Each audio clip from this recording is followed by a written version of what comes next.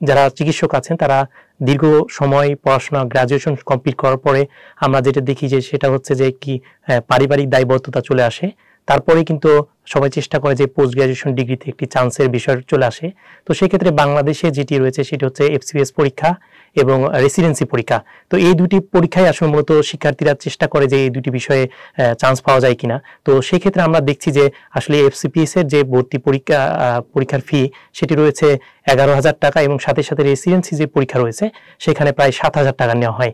তো সেক্ষেত্রে আসলে এই যে পরিমাণটা নেওয়া হয়, তো এই অবস্থায় আসলে আমরা দেখছি যে বিপ্লবের পরে আমরা দেখছি যে বিভিন্ন জায়গায় যে পরীক্ষার ফিগুলো রয়েছে, বিশেষ করে আমরা দেখি যে বিসিএস এর সম্প্রতি প্রজ্ঞাপন জারি করা হয়েছে, সেখানে কমানো হয়েছে।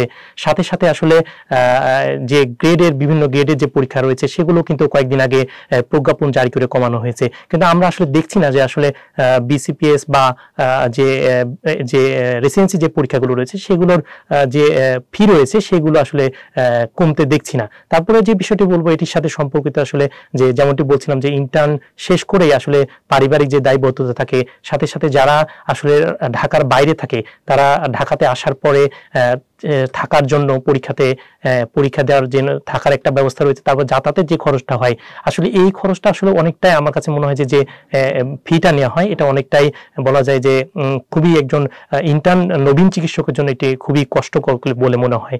এর পাশাপাশি যে বিষয়টি বলবো সেটি হচ্ছে যে এখানে যেহেতু একদিনে পরীক্ষা হচ্ছে, সাথে সাথে বিসিপিএস এর যে পরীক্ষাটা হয় সেটি তাদের নিজস্ব বিল্ডিং এ হয়, এটাও কিন্তু একটি বিষয় থেকেই যায় যে আসলে এত অতিরিক্ত ফি নেওয়ার বিষয়টি। আর সবশেষে যে বিষয়টি বলবো সেটি হচ্ছে এখানে এবারের যে জানুয়ারি মাসের যে পরীক্ষাটি হলো সেখানে যদি ভুল না বলি তাহলে 11,000 মতো পরীক্ষার্থী অংশ নিয়েছে। তো সেক্ষেত্রে 11,000 পরীক্ষা নিয়েছে, প্রত্যেকের কাছে যদি 11,000 টাকা করে নেওয়া হয় তাহলে আসলে সেই টাকার পরিমাণটা কতটা দাঁড়ায় সেটাও কিন্তু একটি প্রশ্ন থেকেই যায়।